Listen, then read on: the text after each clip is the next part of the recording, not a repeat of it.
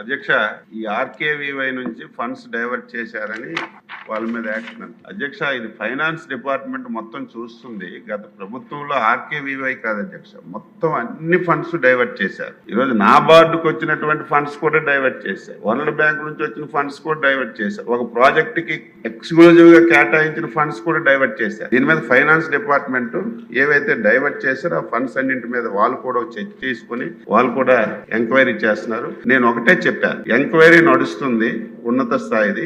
అది వచ్చిన తర్వాత దానివల్ల సాటిస్ఫాక్షన్ కాకపోతే ఇప్పుడు ఏవైతే సభ్యులు చెప్పారు ఏ ఎంక్వైరీ చేయడానికి ఇబ్బంది లేదు, ఒకటి నడుస్తుంది కాబట్టి ప్రిలిమినరీగా మనకు రిపోర్ట్ వచ్చింది. ఫైనల్ రిపోర్ట్ వచ్చిన తర్వాత ఒకవేళ సాటిస్ఫాక్షన్ కాకపోతే ఇంకా ఉన్నత స్థాయి దర్యాప్తు చేసైనా సరే గతంలో ఎవరు తప్పు చేశారో తప్పు చేసిన వ్యక్తుల్ని వదిలే ప్రశ్నే లేదు.